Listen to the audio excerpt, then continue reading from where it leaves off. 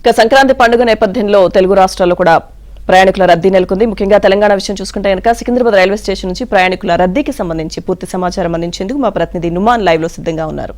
Numan, Lakshmi Durga maximum సగం హైదరాబాద్ ఖాళీ అయిపోతుందని చెప్పవచ్చు. సో సంక్రాంతి సెలవుల నేపథ్యంలో సొంతూళ్లకు వెళ్ళేటటువంటి వారితో ఇటు మ్యాక్సిమం హైదరాబాద్ నగరవాసులందరూ కూడా ముఖ్యంగా ఇటు రైల్వే స్టేషన్స్ కానివ్వండి బస్ స్టాండ్లలోనే కనిపిస్తున్నారని చెప్పవచ్చు. దాదాపు నిన్నటి నుంచి ఇప్పటి వరకు హైదరాబాద్లో ముఖ్యంగా ఏదైతే ఇటు ట్రాన్స్పోర్ట్ బస్సుల ద్వారా కానివ్వండి దాంతోపాటు రైళ్ల ద్వారా కానీ దాదాపు 20 లక్షల మందికి పైగానే వారి గమ్యస్థానాలకు చేరినట్టు తెలుస్తుంది. సో ఈ రోజు రేపు కూడా ఇదే స్థాయిలో చేరేటటువంటి అవకాశం ఉంది.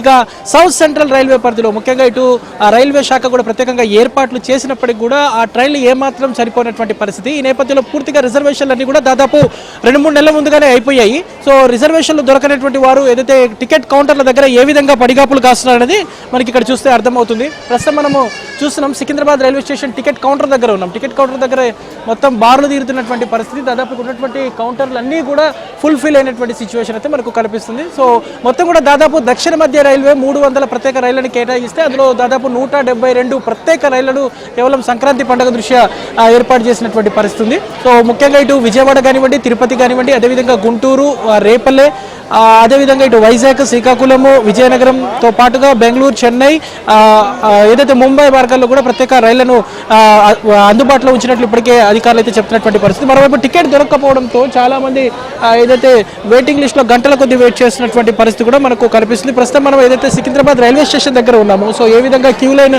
కనిపిస్తుంది టికెట్ కౌంటర్ల దగ్గర అనేది మనకి ఇక్కడ చూస్తే చాలా స్పష్టంగా అర్థమవుతుంది. సో ముఖ్యంగా ఏదైతే దక్షిణ మధ్య రైల్వే ఏర్పాటు చేసినటువంటి ప్రత్యేక ట్రైన్లు కూడా ఏమాత్రం సరిపోవట్లేదు. మరోవైపు జనరల్ బోగిల్లో కూడా చాలా మంది ప్రయాణికులు ఏదైతే తీవ్ర ఇక్కట్లు పడుతూ వెళ్తున్నటువంటి సిచ్యువేషన్ అయితే మనకి కనిపిస్తుంది. సో ఈ రోజు రేపటి వరకు కూడా పూర్తిగా రిజర్వేషన్లని ఫుల్ అయినటువంటి సిచ్యువేషన్. దాంతోపాటు ఇటు దక్షిణ మధ్య రైల్వే అధికారులు ఏర్పాటు చేసినటువంటి ట్రైన్లు కూడా సరిపోకపోవడంతో ఇటు ప్రయాణికులు తీవ్ర అవస్థల మధ్య సొంతూళ్లకు వెళ్ళేటటువంటి పరిస్థితి నెలకొందని చెప్పొచ్చు. మొత్తానికి ఇటు సంక్రాంతి పండుగ దృష్ట్యా సొంతూళ్లకు ఇటు హైదరాబాద్ నగరం నుంచి వెళ్తున్నటువంటి ప్రయాణికులకు మాత్రం ఇక్కట్లయితే తప్పట్లేదని చెప్పొచ్చు. లక్ష్మీదుర్గం.